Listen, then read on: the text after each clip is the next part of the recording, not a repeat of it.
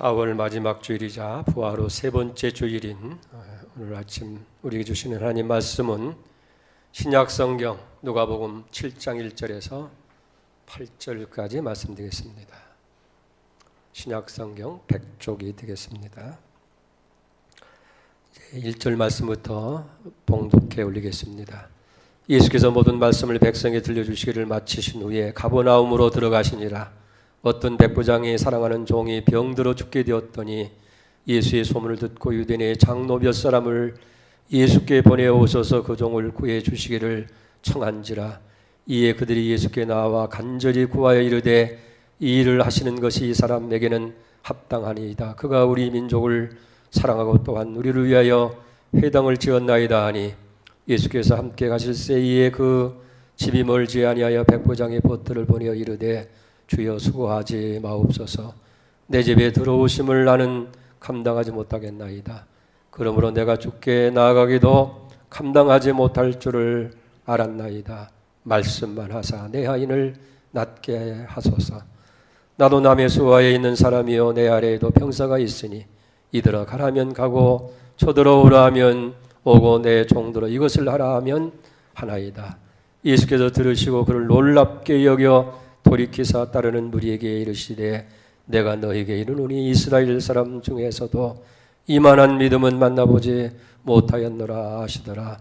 보내었던 사람들이 집으로 돌아가 보매 종이 이미 나아 있었더라. 아멘. 오늘 4월 마지막 주일이죠. 다음 주일은 5월이 되는데 참 세월이 빨라요. 4월이 시작할 때에 참 나뭇가지가 앙상하고 또 새싹이 조금 파릇했는데 지금 보니까 자연이 전부 다 짙은 녹색으로 물들어가고 있는 모습을 봅니다. 봄이 되면 상춘객이라고 해서 이제 봄을 맞이하려고 누리려고 많은 사람들이 들로 산으로 나가는데 코로나로 인해서 아마 이도저도 못하는 그런 안타까움이 우리에게 있는 것 같은데 여러분 이럴 때일수록 우리가 더 믿음의 정진이 있어야 될 줄로 그렇게 믿습니다. 실록이 자연의 현상에 점점 더 짙어가는 것처럼 우리 신앙도 그렇게 짙어가는 그런 은혜가 여러분 모두 있기를 주의 이름으로 축원드립니다. 최전방에서 근무하는 군의 목사님이 계셨는데 그 인적도 드물고 또 들판도 넓고 그런데 갖가지 꽃이 만발했다고 그래요. 그래서 그 꽃을 보면서 여기 벌을 좀 양봉하면 좋겠다. 그래서 벌통을 갖다 놓고 꿀을 채집했대요. 이 꿀을 많이 따게 된가 봐요. 이걸 어떻게 할까 하다가 이건 병사들에게 나눠주면 병사들이 참 좋아하겠다. 그래서 공지를 냈대요. 누구든지 그릇을 가지고 오면 꿀들을 다 나눠주겠다. 그랬더니 모든 병사들이 다 군목실로 찾아온 거예요. 보니까 어떤 사람은 바카스병을 들고 왔고 어떤 사람은 사이다병을 들고 왔고 어떤 사람은 큰 깡통을 들고 왔는데 군목이 그 그릇대로 다 채워서 나눠줬는 거예요. 근데 문제는 그 후에 생긴 거예요. 여기저기서 불평하고 원망하는 소리가 났습니다. 목사님이 우리를 차별했다고. 누구는 많이 주고 누구는 적게 줬다고. 그래서 목사님이 나는 아무도 차별한 일이 없습니다. 그릇대로 채워줬을 뿐인데 여러분 누구 말이 맞아요? 불공평하다고 원망 불평하는 사병들의 말이 맞습니까? 아무것도 차별하지 아니했다고 하는 군목 말씀이 옳습니까? 군목 말씀이 옳으죠. 병사들 스스로가 차별하도록 그렇게 만들었다 하는 거예요. 우리가 신앙생활도 비슷하다는 얘기입니다. 하나님은 아무도 차별하지 않았어요.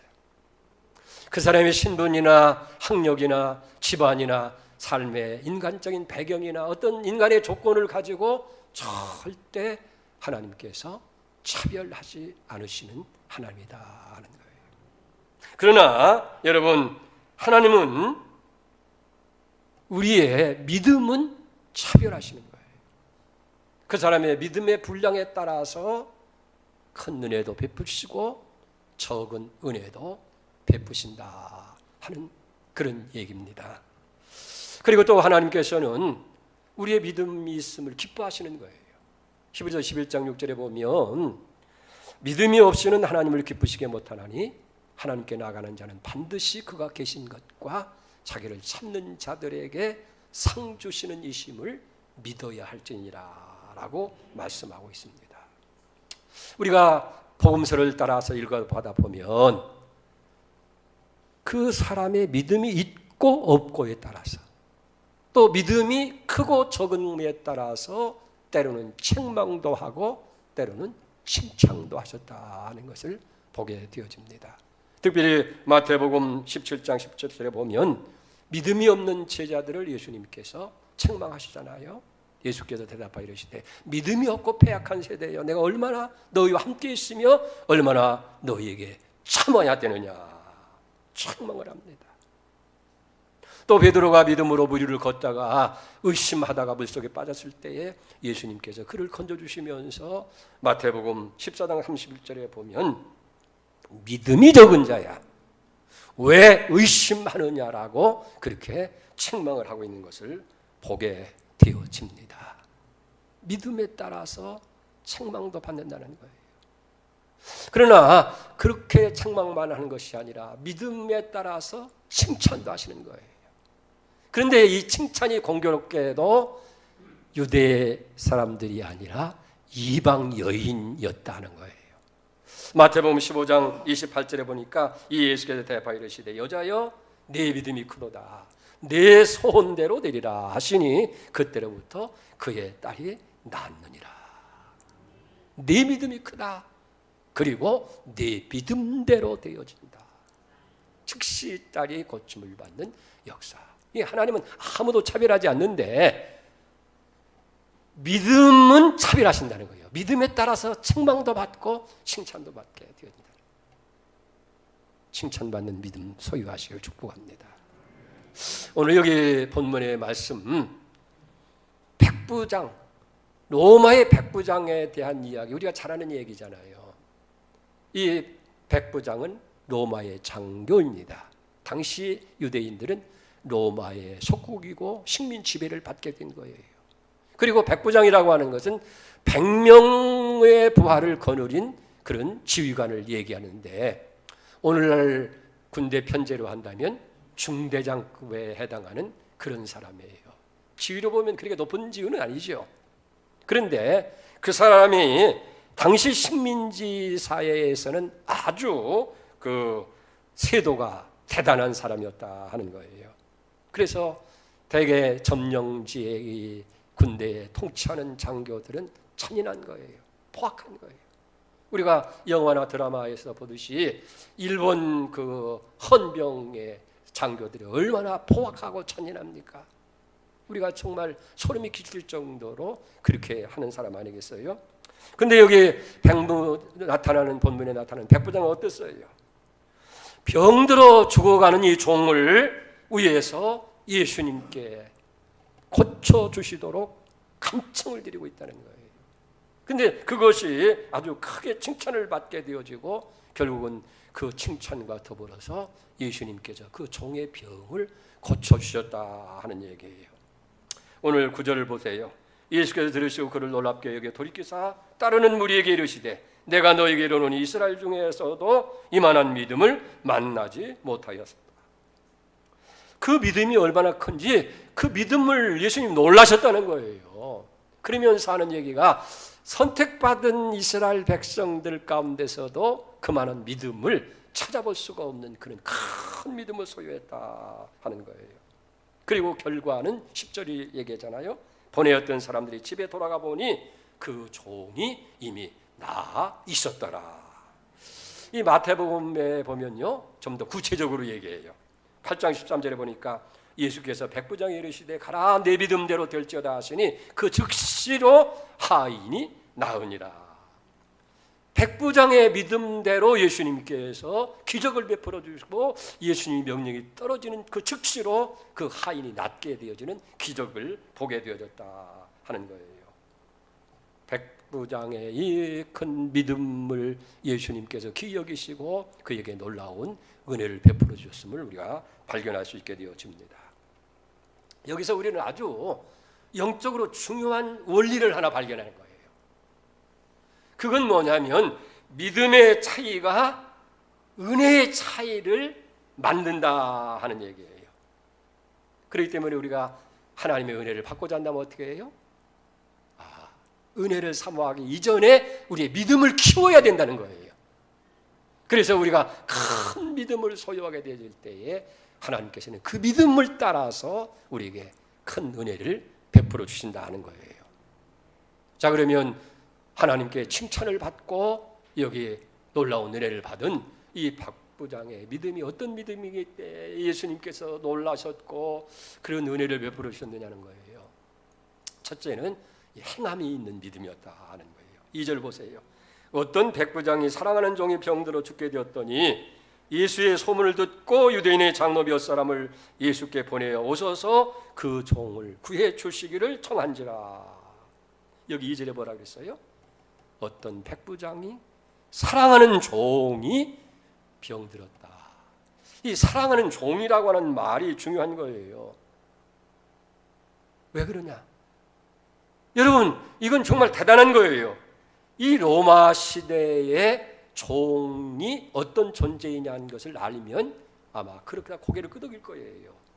당시의 종은 물건 하나와 같은 그런 존재에 불과한 거예요.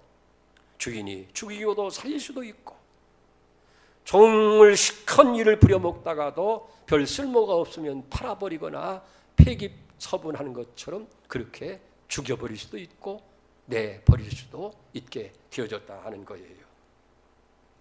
특별히 당시 문헌에 보면 이 종노예가 어떤 존재였느냐 하는 것을 쉽게 알 수가 있어요. 이 로마 시대에는 세 가지의 농기구, 농사짓는 기구가 있었대요. 첫째는 언어를 가진 농기구가 있었고, 두 번째는 소리를 가진 농기구가 있었고, 세 번째는 소리가 없는 농기구가 있었는데, 소리가 없는 농기구는 뭐냐 하면 소스랑이나 괭이같이 그런 물건을 얘기하는 것이고, 소리가 있는 농기구는 짐승, 소나 말과 같이 소리를 낼 수 있는 것을 그렇게 얘기하고, 언어가 있는 농기구는 바로 노예, 종을 가리킨 것이다 하는 거예요. 그러니까 그저 하나의 농사를 짓는 도구에 불과한 그런 존재가 바로 종이었다는 거예요. 그런데 이 백부장은 어떻게 했어요? 그 종을 사랑했다는 거예요. 사랑한 것으로 끝나지 아니하고 병들어서 죽게 되어진 그런 고통당하는 모습을 마치 자기가 병들은 것처럼 가슴 아파하고, 그래서 그 병을 어떻게 고쳐주고자 하는 그런 마음으로 예수님께 도움을 요청하고 있다 하는 얘기예요. 특별히 예수님께 찾아와서 그 백부장의 성함을 전하는 유대인의 장로들의 이야기를 들어보면 더 우리는 확실하게 느낄 수 있어요. 4절 5절 보세요. 이에 그들이 예수께 나와 간청하여 이르되 이 일을 하시는 것이 이 사람에게는 합당하나이다. 그가 우리 민족을 사랑하고 또 우리를 위하여 회당을 지었나이다. 이 유대인의 장로라고 하는 얘기인데, 유대인의 장로들은요 그 유대 사회에서는 아주 존경을 받는 사람들이었어요. 그렇기 때문에 말이나 행동 거지를 마음대로 하지 아니하고 다 시비를 가리고 또 말을 듣지 않도록 조심조심하는 그런 분위기 속의 사람들인데, 이 점령군의 장교 백부장의 그 간청을 가지고 예수님께 이 장로들이 몰려와서 그 종을 고쳐주는 일을 하는 것이 이 사람에게는 아주 마땅한 겁니다. 그러니 예수님 해주셔야 됩니다. 그러면서 여기 뭐라고 얘기합니까? 어떻게 그런 일까지 할 수 있겠느냐는 얘기예요. 당시의 정서대로도 하면 이 백부장은 식민지 백성을 핍박하는데 당연한 거 아니겠어요? 그렇게 하는 것들이 그 사람들의 모습인데, 첫째는 어떻게 해요? 우리 민족을 사랑한 사람이었습니다. 그리고 한 걸음 더 나가서 우리 민족이 하나님을 섬기는 회당을, 오늘날로 얘기하면 예배당을 지어준 사람입니다 라고 하는 거예요. 우리는 이런 표현을 보면, 이 장로들의 표현을 보면 이분이 진실로 하나님을 사랑하고 하나님을 신뢰하는 믿음의 사람이었다 하는 것을 우리가 여기서 발견하게 되어집니다. 여러분, 오늘 야고보서 2장 14절 말씀에 보면 믿음이 없이는, 여기 보면 내 형제들아 만일 사람이 믿음이 있노라 하고 행함이 없으면 무슨 유익이 있으리요? 그 믿음이 능히 자기를 구원하겠느냐. 믿음이 있다고 하면서 그 믿음이 행동으로 나타나지 않으면, 그래서 17절에 더 귀한 말씀합니다. 행함이 없는 믿음은 그 자체가 죽은 것이다. 그러니까 믿음이라고 하는 것이 마음속으로만 간직하고 있는 것이 아니라 우리의 행함을 통해서, 삶을 통해서 나타나게 되어질 때에 참 믿음이 된다는 거예요. 그저 말로만 입으로 하는 그 믿음은 거짓 믿음일 수밖에 없고 그 믿음 자체는 죽은 것과 같다라고 그렇게 성경은 단호하게 우리에게 말씀하고 있는 거 아닙니까? 그러면 우리가 믿음이 행동으로 나타나게 될 때에 어떤 모습으로 나타나야 되느냐 하는 거예요. 무슨 헌금을 많이 드리느냐, 무슨 봉사를 많이 하느냐, 그런 것도 하나가 될 거예요. 무슨 기적을 행하고 이적을 행하는 것이 큰 믿음이냐.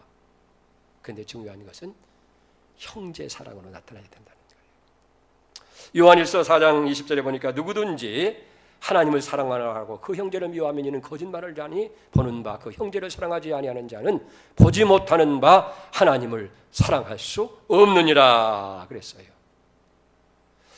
하나님, 보이지 아니하시는 하나님을 우리가 사랑한다고 할 때에, 여러분 우리 하나님 다 사랑하잖아요. 그러면 그 하나님 사랑이 무엇으로 어떻게 증명할 수 있고 나타내 볼 수 있겠느냐는 얘기예요. 그건 보이는 바 형제를 사랑하는 것으로 나타나야 된다는 거예요. 그렇기 때문에 여기 이 백부장은 어떻게 했어요? 비록 종의 신분에 불과한 사람이지만은 그 종을 사랑한 거예요. 자기가 지배하는 피지배 민족 이스라엘이 있지만은 이스라엘 민족을 사랑했다 하는 거예요. 그렇기 때문에 이 백부장의 믿음이 어떤 믿음인지 알 수 있어요. 그 믿음이 예수님을 감동시킨 거예요. 그리고 그 믿음이 칭찬과 더불어서 그의 소원이, 그의 간청이 이루어지는 은혜가 임하게 된 줄 믿습니다. 우리의 믿음도 형제 사랑으로 나타나게 될 때에 거기에 하나님의 축복이 있게 되는. 두 번째, 이 백부장의 믿음은 겸손한 믿음이었다 하는 거예요. 6절을 봅니다. 예수께서 함께 하실 때에 그 집이 멀지 아니하여 백부장이 벗들게 이르되 주여 수고하지 마옵소서. 내 집에 들어오심을 나는 감당하지 못하겠나이다. 그러므로 내가 죽게 나아가기를 감당하지 못할 줄 알았나이다 라고 다만 말씀만 하사 내 양안이를 낫게 하소서. 여러분 여기서 어떻게 겸손을 발견할 수 있겠느냐면, 이 3절 말씀에 보면 그 사람 대단히 교만한 사람처럼 느껴져요. 왜? 자기 하인이 병들었다고 하는데 자기가 직접 나가서 예수님께 고쳐달라고 할 것이지 유대 장로 몇 사람을 보내서 내 종을 고쳐달라고 그렇게 청하고 있잖아요. 그 부분만 보면 대단히 교만한 사람이다 그렇게 생각하는데, 오늘 7절에 보니까 왜 자기가 직접 예수님께 나가지 않았느냐 하는 그 이유가 설명되어 있어요. 뭐라고 했어요? 내 집에 들어오심을 나는 감당하지 못하겠나. 그러므로 내가 죽게 나가기를 감당하지 못할 줄을 알았나이다. 말씀만 하셔서 내 하인이 나을 수 있습니다라고 그렇게 얘기하는 거예요. 그러니까 자기 자신이 예수님께 나가기조차도 자기는 부족한 그런 사람이다. 자기를 낮추는 겸손을 여기서 발견하게 되는 거예요. 이 장교를요, 우리가 가만히 보면 참 유대 민족을 사랑한 것 같아요. 뭐냐? 그분들의 전통과 그들의 문화와 그 종교를 그대로 다 이 사람이 신봉한 것을 볼 수 있어요. 왜 그렇습니까? 유대인들에게는요, 아주 못된 게 있어요. 그게 뭐냐면 선민의식이에요. 그걸 아주 특권의식으로 생각하라고 이방인들을 그 몸에 때만큼도 못 여긴 거예요. 심지어는 그런 얘기를 합니다. 이방인들은 전부 다 지옥의 불쏘시개다. 그 죄를 지은 것들이 가서 지옥에 가서 다 유황불에 불타서 지옥불을 더 뜨겁게 만드는 존재일 뿐이다. 이렇게 여길 수밖에 없는 거예요. 특별히 유대의 랍비들은 절대로 이방인들을 만나지 않습니다. 쉽게 만나주지 않고 접촉을 꺼려하게 되어지는 거예요. 왜? 가증한 것으로 여기기 때문인 거예요. 자, 그런데 예수님은 어떤 분이에요? 유대의 랍비로 사람들이 부르고 있습니다. 그리고 이 사람이 백부장에 볼 때 예수님께서는 그 랍비보다도 더 존귀하신 분인데 나 같은 이방인이, 나 같은 죄인이 어떻게 감히 예수님 앞에 설 수가 있으며 예수님 앞에 나갈 수 있겠느냐 하는 그런 겸손을 오늘 여기서 보게 되는 거예요. 여러분, 우리의 믿음이 깊어지면 깊어질수록 우리는 더 낮아지는 사람이 되어지고 겸손한 사람이 돼요. 왜? 믿음을 통해서 내가 죄인인 것을 알기 때문이에요. 믿음을 통해서 내가 얼마나 연약하고 부족한 존재인 것을 깨닫기 때문에 우리는 내 자신을 내세우지 않고 겸손해질 수밖에 없다는 거예요. 자신의 부족을 알고 자신의 무가치한 것을 알았기 때문에 여기 내가 감히 주님 앞에 나갈 수가 없습니다. 내 집에 들어오실 수가 없습니다. 그저 말씀만 하시면 되지 않겠습니까? 예수님께서는 그 겸손한 믿음을 보시고 크게 감동을 받으실 뿐만 아니라 은혜를 베풀어 주셨다는 거예요.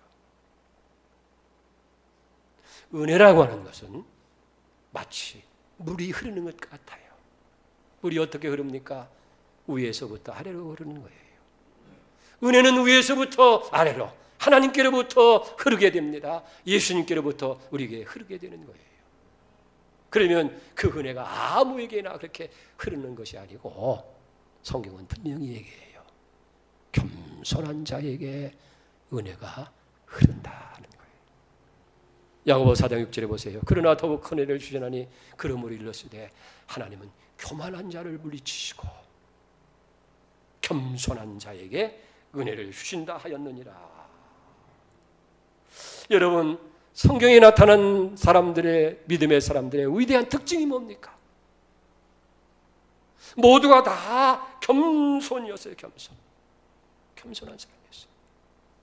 여러분, 하나님은요 교만한 자를 물리치시는 거예요. 교만이 어디서 옵니까? 교만은 다른 게 아니에요. 자기 자존심을 높이는 거예요. 자기 고집을 꺾지 못하는 게 교만이에요. 여러분, 다르게 생각하지 마세요. 교만이 무슨 의시되고 그런 게 아니고 그 핵심의 중심은 뭐예요? 자존심. 자기가 우상되어지는 거. 그게 주님 기뻐하지 않는 거예요. 그렇기 때문에 우리는 나를 내려놓고 주님 앞에 겸손으로 머리 숙일 때 거기에 하나님 은혜가 임하는데, 다 믿음의 사람들의 특징이 이 겸손에서 오는 거예요. 그러면 겸손은 어디에서 오게 되느냐? 겸손은 어떻게 가져올 수 있느냐? 여러분, 많이 배웠다고 성경 지식을 많이 안다고 지식에서 겸손이 와지는 게 아니에요. 나는 이제부터 겸손한 사람이 되어야 되겠다고 자꾸 낮아지려고 하고 자기를 비하시키고 그렇게 훈련해서 와지는 게 아니에요. 겸손은 하나님을 가까이 하는 데서 와집니다. 하나님을 가까이 하면 가까이 할수록 우리는 더 겸손해지는데 왜 그렇습니까? 하나님이 너무 거룩한 거예요. 하나님이 너무 완전하신 거예요. 하나님이 너무 크신 거예요. 거기에서 보니까 나는 뭔가 같은 줄 알았는데, 나는 그래도 괜찮은 걸로 알았는데 김집사보다는 내가 낫고 이장로보다는 내가 더 헌금도 많이 하고 열심히 봉사하는 모습을 보니까 내가 난 줄 알았는데 크신 하나님 앞에서 내가 나를 비춰보게 될 때 내가 얼마나 큰 죄인이고 보잘것없는 존재인가를 여기에 깨달아지게 되어지더라 하는 거예요. 구약의 그 대표적인 사람이 다윗입니다. 다윗은 역대사 17장 16절에 그렇게 얘기해요. 다윗 왕이 여호와 앞에 들어가 앉아서 이르되 여호와 하나님이여 나는 누구이며 내 집은 무엇이기에 나에게 이에 이르게 하셨나이까. 어느 날 높은 왕좌에 앉아서 그는 하나님을 생각해 봅니다. 그리고 자신의 위치를 살펴보는 거예요. 그러면서 하나님 앞에 겸손히 무릎을 꿇고 고백하는 거예요. 만군의 하나님이시여, 나는 누굽니까? 내 집이 무엇입니까? 근데 어찌해서 나를 이런 높은 자리에 있게 하셨습니까? 자기 자신을 돌아볼 때 자기는 주인이었습니다. 자기 집안을 볼 때 별것 없는 그런 보잘것없는 집안이었습니다. 자기는 그저 양 몇 마리를 치는 목동에 불과한 사람이었습니다.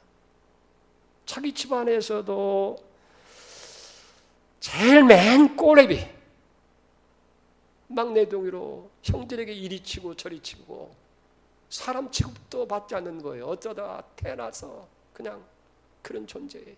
그러니까 사무엘이 기름 부어 왔다고 하니까 다른 아들은 다 보여주면서 다윗은 보여주지 않을 정도 그런 존재 아니었습니까? 그런데 그런 보잘것없는 자기를 하나님께서 큰 은혜를 베푸십니다. 자기를 구원해 주셨어요. 그리고 보잘것없는 그 양우리에서 자기를 취해서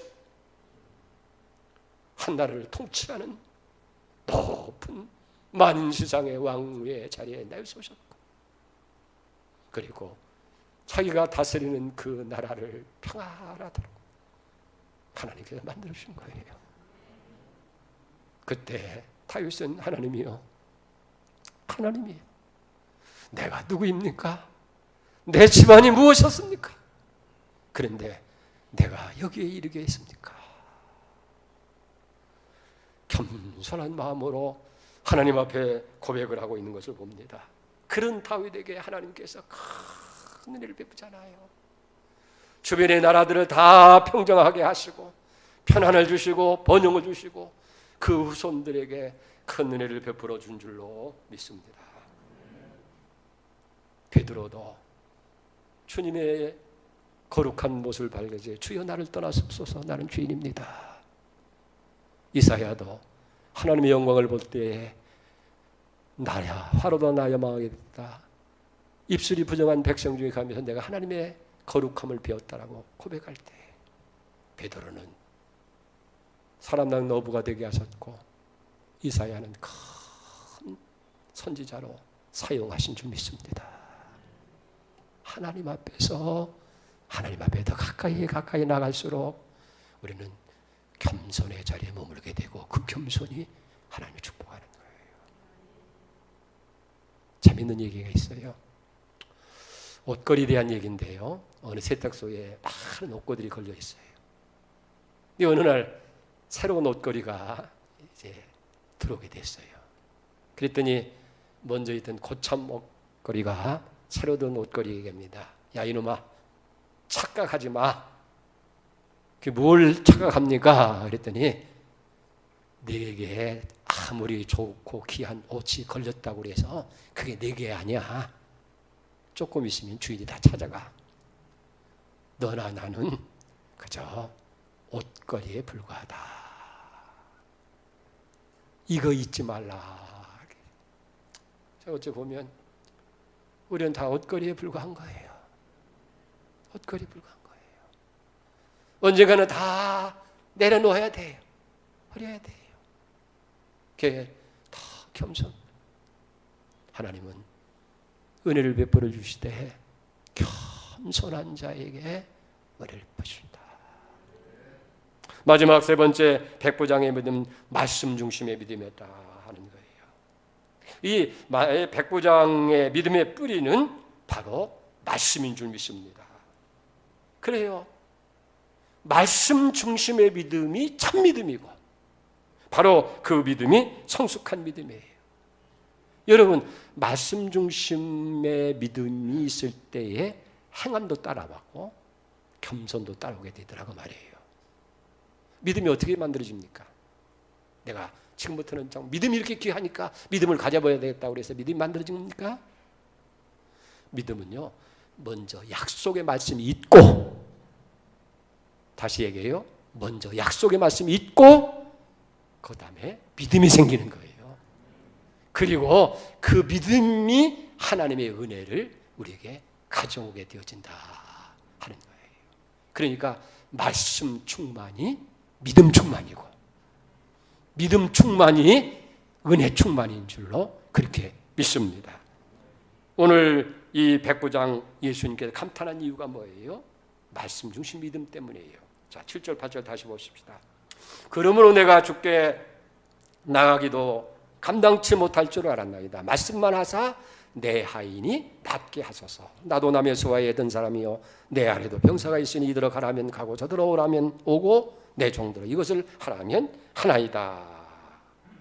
이 군대 생활을 비교해서 얘기해요. 자기가 군대 생활을 해보니까 자기 밑에 부하들이 있어서 자기가 가라면 가고 오라면 오고 또 자기 밑에 있는 종들도 이것도 하라 저것도 하면 그대로 다 하더라는 얘기예요. 그러니 나는 그저 총과 같으니까 주님 말씀만 하셔서 말씀만 하시면 다 말씀대로 되어줄 겁니다. 그렇게 얘기를 해요. 여기서 군대 얘기가 나왔으니까 제가 뭐 사병으로 근무했지만은 장교는 안 했지만은 그 같이 그 장교가 곁에 있어서 어느 날 그 장교 수첩을 보니까요. 그 장교의 그 지침서가 있어요.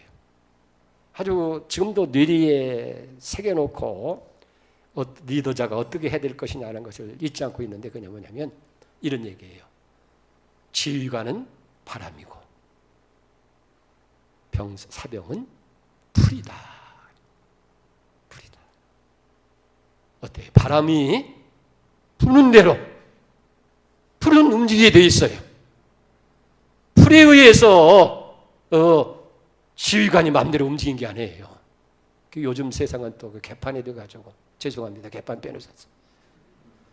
병사들에 의해서 마음대로 우지차지 않은 세상이 됐으니까 이게 군대입니까? 지휘관이 작전을 짜고 그 명령에 의해서 병사들이 죽으라면 죽어야 돼요. 이게 나라를 보호하는데 교회도 마찬가지고 공동체도 마찬가지고 직장도 마찬가지고 오너가 리더가 이끌어가는 대로 가게 되어 있는 거예요. 거기서 병사들이라든지 그 장교들이라든지는 다 지휘관을 협력해서 바르게 나갈 수 있도록 협력하는 거예요. 나는 그때 그걸 보면서 지휘관은 바람이고 풀은 병사는 풀이다. 이게 리더는 바람과 같은 존재가 되야겠구나. 그리고 그 리더 안에 있는 사람들은 풀과 같은 존재가 되어질 때 그 공동체가 그 직장이 모두가 다 아름답게 만들어질 줄로 그렇게 믿습니다. 그러니까 백부장은 예수님의 정국을 치른 거예요.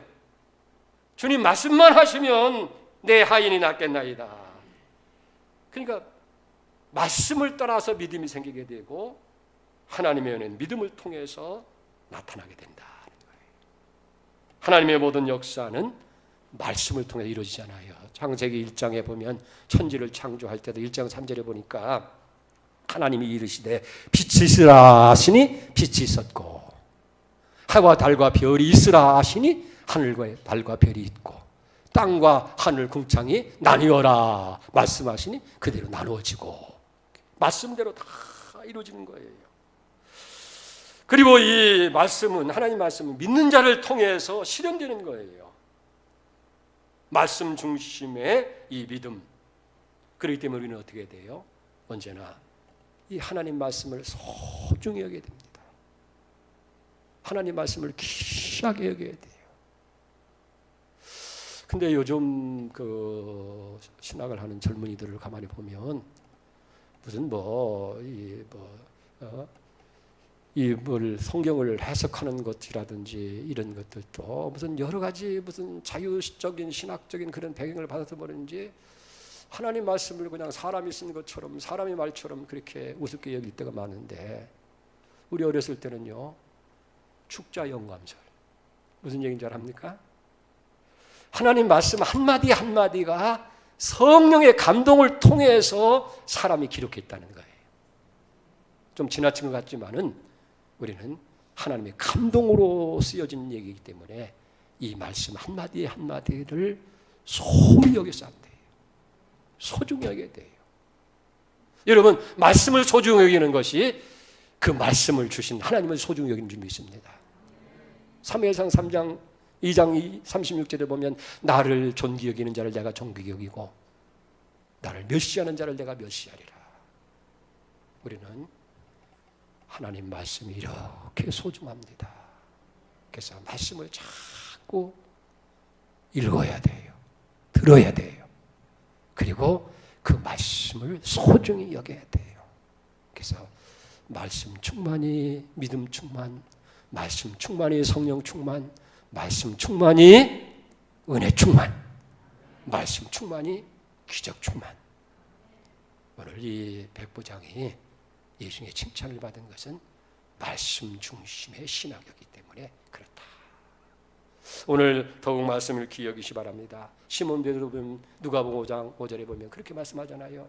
시몬이 대답하되 선생님 밤이 맞도록 수고했으되 얻은 것이 없지만 말씀에 의지해야 금을 내립니다. 그랬더니 빈곤이 가득 채워지는 기적이 임한 것을 보게 되어집니다. 언제나 말씀이 있고 믿음이 생기고 믿음이 있고 하나님의 은혜가 있다는 이 순서를 잊지 마시기 바랍니다. 하나님은 아무도 차별하지 않아요. 그런데 다만 믿음은 차별하신다는 거예요. 왜? 믿음의 크고 적음에 따라서, 많고 적음에 따라서 은혜의 폭도 크고 적으니까 하나님이 차별하는 것이 아니라 우리가 가지고 있는 믿음이 차별하도록 그렇게 만든다는 사실이에요. 믿음의 분량만큼 하나님 베푸신 거예요. 자, 말씀을 정리해 보십시다. 백부장이 어떻게 칭찬받고 이 은혜가 입었어요? 백부장의 믿음은 행동하는 믿음이다. 종을 사랑하는, 행함이 없는 그 믿음은 자체가 죽은 거예요. 두 번째는 겸손한 믿음입니다. 은혜는 위에서부터 아래로 겸손하게 내리는데 그 겸손은 다른 데서 오는 것이 아니라 하나님 앞에 나아가는 거예요. 하나님 만난 사람은 겸손해집니다. 우리의 믿음이 깊어질수록 더 겸손의 자리에 나아가는 거예요. 그리고 그 믿음은 말씀 중심이다. 말씀은 들음에서 나고 들음은 하나님 말씀으로 말미암느니라. 여러분, 말씀 안에서 큰 믿음 소유하고 칭찬받는 은혜가 있기를 주님으로 축복합니다. 기도합니다. 하나님 아버지, 오늘 백부장의 믿음을 통해서 우리 믿음을 점검해 볼 수 있는 귀한 시간 되게 하신 것을 감사합니다. 하나님은 절대로 아무도 차별하시지 않는데 다만 믿음의 차이가 차별을 가져올 수밖에 없는 사실을 이제 알았습니다. 주님, 백부장처럼 우리 믿음이 큰 믿음이 돼서 칭찬받고 하나님의 은혜를 받아들이는 성도 되게 하여 주옵소서. 행함 있는 믿음, 겸손한 믿음, 그리고 언제나 말씀 중심으로 믿음이 되게 하여 주옵소서. 말씀이 있고 믿음이 생기게 되고 믿음이 있어야 하나님의 은혜가 있음도 알려주시니 감사합니다. 그런 성숙한 참 믿음을 갖고 하나님께 기쁨을 드리고 영광을 돌리는 복된 성도 되게 하여 주옵소서. 예수님의 이름으로 기도 올렸습니다.